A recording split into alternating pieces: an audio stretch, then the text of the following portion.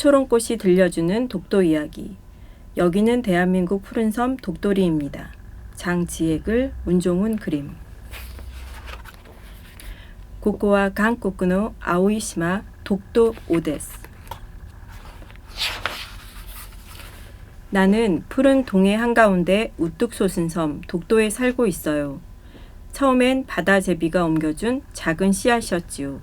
그런데 하필 가파른 낭떠러지에 떨어져서 아주 오랫동안 좁고 어두운 바위 틈에 있어야 했어요. 이 섬은 비가 내려도 물이 고이지 않고 그대로 흘러내리는 온통 바위로 된 곳이거든요. 아, 언 땅이 녹으니 조금씩 봄 기운이 느껴지네요. 날씨가 풀리면서 이 섬을 찾는 괭이 갈매기들도 점점 많아졌어요. 시끄럽게 떠들어대는 녀석들 덕분에 깜깜한 바위 틈에서도 심심하지는 않았어요. 저쪽 나라 사람들이 독도를 자꾸 이상한 이름으로 부른다며? 응, 나도 들었어. 다케시마인가? 다케시마는 저쪽 나라 말로 대나무 섬이라는 뜻이래. 그러니까 더 말이 안 되지. 바닷바람 때문에 독도에는 대나무처럼 키 큰 나무가 살 수 없잖아. 게다가 전에는 울릉도를 다케시마로, 독도를 소나무 섬인 마치시마로 부르더니 왜 갑자기 또 이름을 바꿔 부르는 거야? 아이고 복잡해라. 독도라 부르든 다케시마라 부르든 뭐가 중요해? 어차피 우리 갈매기들하고는 아무 상관도 없는 일인데. 여긴 우리가 해마다 알을 낳고 새끼를 기르는 곳이야. 그러니까 상관이 있지. 그리고 생각해봐. 만약에 우리더러 갈매기라고 하지 않고 제비라고 부르면 기분이 좋겠어? 듣고 보니 그러네. 하긴 지금까지 울릉도와 독도는 이쪽 나라 사람들이 지켜왔는데. 그래, 우리 갈매기들도 할아버지의 할아버지 때부터 들어서 알고 있는 얘기잖아. 그렇게 해서 나는 이곳이 독도라고 불리는 섬이라는 것을 알게 되었어요. 물론 저쪽 나라와 이쪽 나라 사람들이 누구인지는 알 수 없었지만요. 아하, 모든 것에는 다 이름이 있구나. 그럼 내 이름은 무엇일까?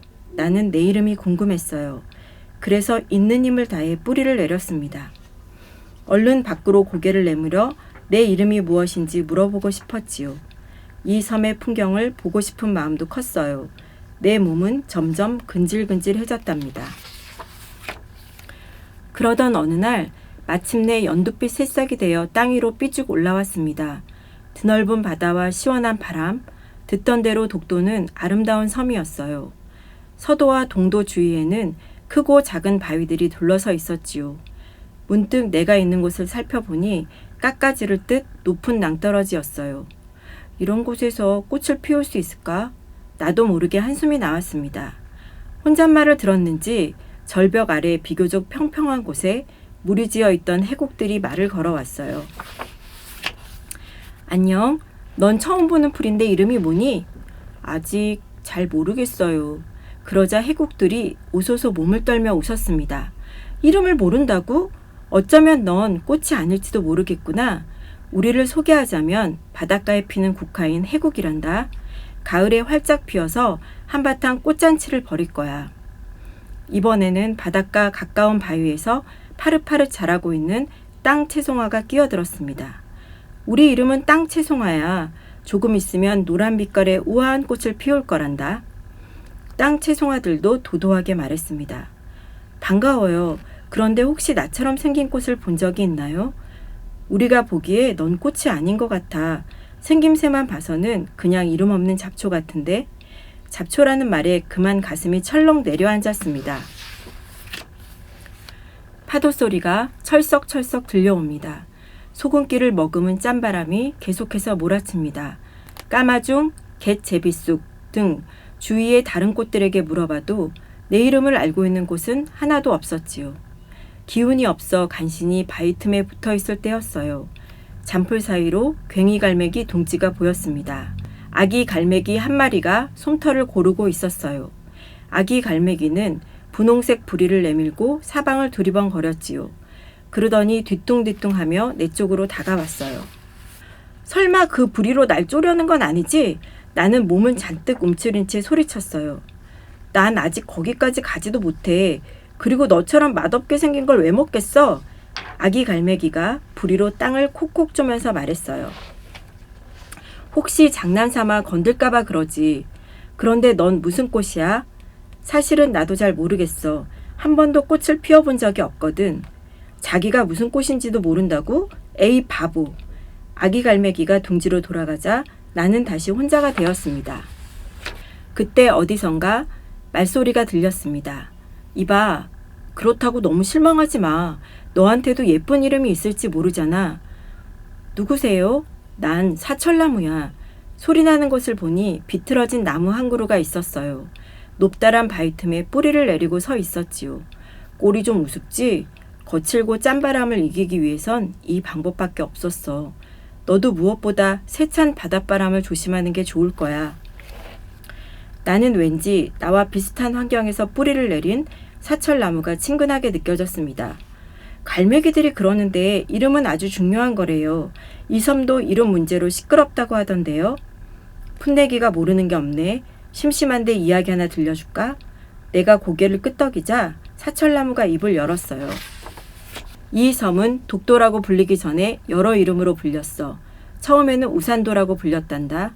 여기서 200여리쯤 떨어진 울릉도라는 섬과 함께 말이야. 삼국시대에는 독도와 울릉도 모두 우상국이라는 작은 나라의 땅이었거든. 그런데 신라가 이사부 장군을 시켜 우상국을 정벌했어. 그러면서 울릉도와 독도 두 섬도 자연 신라에 속하게 되었지. 조선 숙종 때는 자산도라고 불렸어. 그 즈음 안용복기라는 어부가 용감하게 일본에 맞서 이 섬이 조선 땅임을 당당하게 알리기도 했지. 그 뒤 성종 때는 멀리서 보면 세 개의 봉우리가 보인다고 해서 삼봉도라고 했고, 정조 때는 가지여, 그러니까 강치가 많이 산다고 해서 가지도라고 부르기도 했어. 강치? 강치가 뭐예요? 바다사자랑 비슷하게 생긴 녀석들인데 이 섬에서 무리지어 살았단다. 그 녀석들과 어우러져 살 때가 참 좋았는데. 사철나무는 옛일을 떠올리며 푸른 가지를 부르르 떨었어요. 1905년 무렵이었을 거야. 저쪽 나라의 어업회사가 가죽과 기름을 얻으려고 강치를 닥치는 대로 잡아들이는 바람에 결국 멸종되고 말았어. 난 그때 어렸는데 그 광경이 너무도 끔찍해서 한동안 저쪽 나라 사람들만 보면 몸서리를 쳤지. 아무튼 그 강치를 가재나 가지라고 해서 독도를 가재도 혹은 가지도라고 부르기도 했어. 세상에, 너무 잔인한 얘기네요. 사철나무는 계속해서 설명해 주었어요. 그 후 사람들이 울릉도에 머물러 살기 시작하면서 독도는 돌로 이루어진 섬이라는 뜻에서 석도 혹은 독섬이라고 불렸고, 그것이 유래가 되어 지금의 독도가 된 거라고요. 정말 모르는 게 없으시네요. 어떻게 그 많은 걸 다 알고 계세요? 키는 작지만 이래봬도 내 나이가 자그만치 100살이란다. 전에는 새들이 전해주는 소식을 간간히 들어 알았지만 사람이 살면서부터는 그들의 이야기에 귀를 기울이게 됐지. 사철나무의 나이가 100살이라는 말에 깜짝 놀랐어요. 그 오랜 세월 동안 비바람을 견디며 자란 나무가 참 대단해 보였습니다. 이름에 관한 사연을 듣고 보니 이 섬이 이쪽 나라 땅이란 건 분명한 사실이네요. 독도에 얽힌 이야기를 듣고 나니 더욱더 내 이름이 궁금해졌어요. 하지만 섬을 오가는 철새들도 그 어떤 꽃과 나무들도 내 이름을 알지 못했어요. 조금 더 자랐을 때 나는 깨달았어요. 해국이나 땅 채송화 같은 꽃들과 괭이갈매기, 슴새 같은 새들은 모두 무리지어 사는데 나만 혼자서 자라고 있다는 것을요. 심지어 저 높은 벼랑에 아슬아슬하게 자라는 사철나무도 여러 그루가 모여 있어요. 나처럼 혼자인 식물은 없었지요. 나는 점점 외롭고 슬퍼졌어요. 사철나무가 이런 내 마음을 알아차렸나 봐요. 나도 처음에는 혼자였단다. 파달 굵기의 작은 주황색 씨앗으로 이곳에 처음 왔지. 바위 틈에 간신히 자리를 잡고 기나긴 세월을 참고 견뎠더니 뿌리를 멀리 뻗고 씨앗도 퍼뜨릴 수 있었단다. 너도 무럭무럭 자라서 꽃을 피우기만 하면 곳곳에 너를 닮은 친구들이 생겨날 거야. 밤이 되자 바람이 점점 강하게 불어왔어요. 쿠르릉 쿠앙! 파도가 거세지고 하늘에서 요란한 천둥 소리가 들렸지요. 폭풍우가 몰려온 것입니다. 바위 틈에 몸을 숨긴 채 안간힘을 써보았지만 집어삼킬 듯 달려드는 바람에 몸이 뿌리채 뽑혀 나갈 것 같았어요. 사철나무가 멀리서 소리를 지르며 응원했지요. 태풍을 견뎌내야 꽃을 피울 수 있다고요. 나는 정신이 하나도 없어서 밤새 부들부들 떨기만 했습니다. 다음 날 아침이 되자 거짓말처럼 파도가 잔잔해지고 바람도 부드러워졌어요. 휴, 다행이다. 나는 안도의 한숨을 내쉬고는 주위를 둘러보았습니다. 밤사이 많은 풀과 꽃들이 뽑혀 나갔습니다. 엊그제 꽃을 피웠던 땅 채송화도 엉엉 울고 있었어요. 가만히 보니 세찬 비바람에 노란 꽃잎이 다 떨어지고 꽃대만 덩그러니 남았지요. 나를 잡초라고 할 땐 얄미웠지만 서럽게 우는 모습을 보니 왠지 불쌍했습니다. 며칠이 지난 어느 날 쪽빛 바다 위로 하얀 구름이 뭉게뭉게 피어올랐어요. 나는 상쾌한 아침 기운을 온몸으로 받아들이기 위해 활짝 기지개를 켰지요. 그런데 놀라운 일이 벌어졌어요. 잎사귀만 무성했던 내 몸 끝에 작은 꽃봉오리가 하나둘 맺히기 시작한 거예요. 어린 나이에 폭풍우를 이겨내다니 애송이치고는 제법인데? 사철나무가 칭찬해 주었습니다.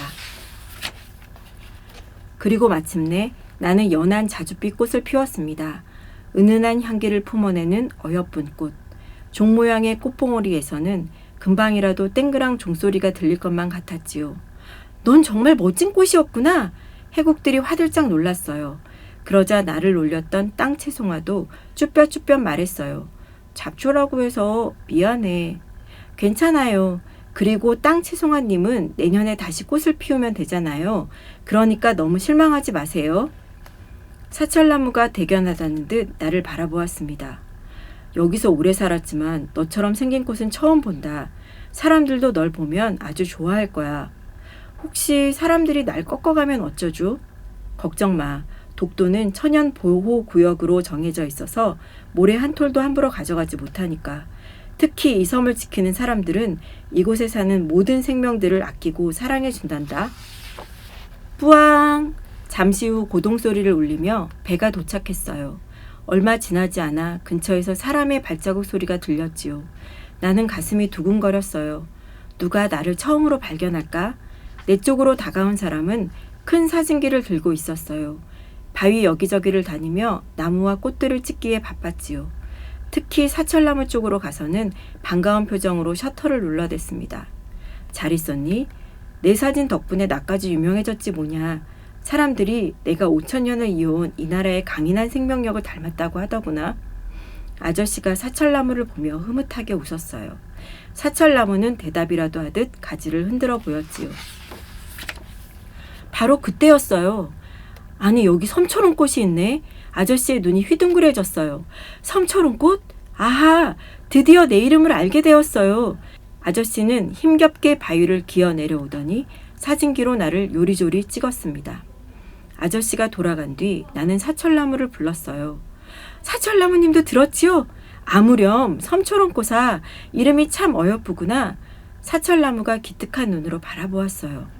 나는 기뻐서 어쩔 줄을 몰랐어요. 사철나무는 나를 발견한 아저씨가 독도의 식물을 조사하기 위해 온 생물학자 같다고 했어요. 이윽고 그 아저씨가 독도 경비대원들을 데리고 다시 왔습니다. 울릉도에만 있는 줄 알았던 섬초롱꽃이 독도에서도 발견되다니 사람들에게 이 사실을 알려야 해요. 아저씨는 흥분을 감추지 못했습니다. 아저씨는 경비대원들에게 나를 잘 보살펴달라고 당부하고는 돌아갔지요. 여름이 되면서 바다제비들이 돌아오기 시작했어요. 바다제비들은 괭이 갈매기들보다 조금 더 늦게 이곳에 왔어요. 나를 이곳에 데려다준 바다제비를 보자 친구를 만난 것처럼 반가웠어요. 바다제비는 짝짓기를 마치고 가까운 곳에 둥지를 틀었습니다. 이윽고 알에서 귀여운 새끼가 태어났지요. 아기 제비는 엄마 제비가 물어온 먹이를 받아 먹으며 쑥쑥 자랐어요. 나도 엄마 제비와 함께 아기 제비의 서툰 날갯짓을 흐뭇하게 구경했고요. 엄마 제비가 먹이를 구하러 간 사이 나는 아기 제비를 지켜보고 있었어요. 그런데 아기 제비가 총총거리며 쇠 무릎이 모여있는 곳으로 가는 게 아니겠어요? 다른 나라에서 바람을 타고 왔다는 쇠 무릎은 무시무시한 녀석이에요. 잎사귀가 갈고리처럼 생겨서 다른 동물들이 걸려들면 꼼짝없이 죽을 수도 있어요. 거긴 안 돼! 나는 소리를 질렀어요. 그러나 호기심이 많은 아기 제비는 걸음을 멈추지 않았어요. 그러다 그만 쇠무릎에게 걸려들고 말았지요. 쇠무릎아, 아기 제비를 놔줘. 넌 참견하지 마. 여기는 내 땅이란 말이야. 그러니까 누가 침범하래? 그게 말이 되니? 그렇게 따지면 여긴 바다제비가 해마다 찾아오는 곳이야. 너야말로 언젠가 불쑥 나타난 침입자잖아. 우리가 한번 자리를 잡은 이상 이 땅은 우리 땅이야. 아기 제비가 날개를 파닥거릴수록 쇠무릎은 더 세게 조였어요. 어린 제비는 파드득거리며 가쁜 숨을 몰아쉬었어요. 어쩌면 좋아. 나는 발을 동동 굴렀어요. 그런데 때마침 독도 경비대원 아저씨들이 나타났어요. 경비대원 한 분이 쇠무릎에 걸려 옴짝달싹 못하는 바다제비를 발견하고 소리를 질렀어요. 저기 좀 봐. 제비가 쇠무릎에 걸려서 꼼짝도 못하고 있어. 아저씨들은 아슬아슬한 절벽을 타고 낭떠러지로 내려왔어요. 제비야, 조금만 기다려. 나는 독도 경비대원 아저씨들에게 응원을 보냈어요. 아저씨들은 마침내 쇠무릎에게서 아기 제비의 날개 죽지를 떼어냈어요. 다행히 아기 제비는 거의 다치지 않았나 봐요. 아기 제비는 아저씨의 손바닥 위에서 바들바들 떨고만 있었어요. 아직 어린 제비로구나. 엄마는 어디 있니? 나는 큰 소리로 제비를 불렀어요. 아기 제비야, 이쪽이야. 어서 이리로 와. 아기 제비는 어리둥절한 표정으로 두리번거리더니 이내 내 쪽으로 힘겹게 걸음을 뗐어요. 그때 먹이를 구하러 갔던 엄마 제비가 나타났어요. 아기가 없어진 줄 알고 깜짝 놀란 엄마 제비는 아기 제비를 데리고 서둘러 둥지로 돌아갔습니다. 그 소동이 있은 뒤 독도 경비대원들은 욕심 많은 쇠무릎을 없애기 시작했어요. 아이코! 아이코! 쇠무릎들은 바위에서 떨어져 나갈 때마다 비명을 질러댔어요. 가을이 되었습니다. 해국들이 분홍빛, 하얀빛으로 가득 피어났습니다. 나를 처음 발견한 아저씨가 다시 독도를 방문했어요. 아저씨는 해국으로 뒤덮인 독도의 풍경을 사진기에 담았습니다. 해국은 꽃봉오리를 고추 세우고 아름답게 포즈를 취했어요. 아저씨는 사진을 다 찍고 나에게 다가왔습니다. 넌 독도의 희망이야. 겨울 동안 잘 견뎌서 내년에도 예쁜 꽃을 피우렴. 아저씨 이야기를 들으니 기분이 좋아졌어요. 다음 해에도 또 그 다음 해에도 다시 어여쁜 꽃을 피울 수 있다는 걸 알게 되었으니까요. 나는 그해 독도에서 첫 겨울을 보냈습니다. 춥고 매서운 바람 속에서도 아저씨의 말을 떠올리며 꿋꿋하게 견뎠어요. 나는 더 이상 외롭지 않았어요. 내 옆에는 이 섬을 지키는 사람들, 그리고 사철나무와 꽃친구들이 있으니까요. 봄이 되자 어김없이 괭이 갈매기들이 찾아왔습니다. 넌 어디서 왔니? 울릉도. 그런데 그 섬에서도 독도가 잘 보이더라고. 내가 전에 심심해서 저쪽 나라 섬에도 가봤는데 시네마현의 옥기섬인가? 멀어서 죽는 줄 알았어. 그 섬에선 독도가 보이지도 않더군. 괭이 갈매기들이 끼룩끼룩 떠들어댑니다. 예로부터 울릉도 주민들은 독도를 보아왔고 독도에 와서 물고기를 잡으며 자연스럽게 독도를 이쪽 나라 땅으로 여겼지. 사철나무도 맞장구를 칩니다. 날씨가 따뜻해지면서 배를 타고 오는 사람들이 많아졌어요. 하루는 독도 지킴이로 널리 알려진 가수가 와서 노래를 불렀어요. 아름다운 노랫소리에 힘을 얻어 나는 또 한 번 아름다운 꽃을 피웠지요. 괭이 갈매기 한 마리가 내 옆으로 날아왔습니다. 우와, 넌 자기 이름도 모르는 잡초 아니었니? 자세히 보니 작년에 나를 바보라고 놀렸던 괭이 갈매기였어요. 그 갈매기가 자라서 짝짓기를 하기 위해 독도에 온 거예요. 나는 보랏빛 꽃망울을 흔들며 말했어요. 난 섬초롱꽃이야. 때마침 거센 파도가 절벽을 철썩 때리고 지나갔어요. 뭐라고? 잘 안 들려. 괭이 갈매기가 고개를 가웃거리며 다시 물었어요.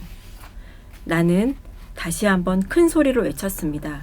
내가 사는 섬은 독도, 내 이름은 섬초롱꽃. 이 작품을 선정해서 오신 이유가 어떻게 되실까요? 사실은 제 책 중에 제일 짧아서요. 제가 주로 장편을 많이 썼는데요. 그보다는 처음 출판사에서 이 책을 의뢰받았을 때 왜 이렇게 당연한 사실을 써야만 할까 약간 무거운 마음이 들었습니다. 그런데 이제 이 책이 전국 초등학교에 이제 CD로 제작돼서 나가고 또 외교부에서 선정돼서 또 해외로 번역되는 기쁨까지 누렸습니다. 저는 사실 2015년에 이 책을 쓰고 나서 7년이 지난 지금도 사실은 바뀐 게 하나도 없다는 생각에 약간 절망하게 되고요. 그래서 사실 이번에 두 번째 그림책을 쓰게 됐어요. 그런데 그거는 독도가 우리 땅이라는 직접적인 뭐 이런 주제를 전달하는 방식에서 벗어나서 저는 이제 그 독도와 거문도를 오가는 예전 조상들의 이야기를 담은 책이거든요. 그런데 이제 제가 생각할 때 다시는 독도책을 쓰지 않는 세상이 왔으면 좋겠다는 마음이 듭니다.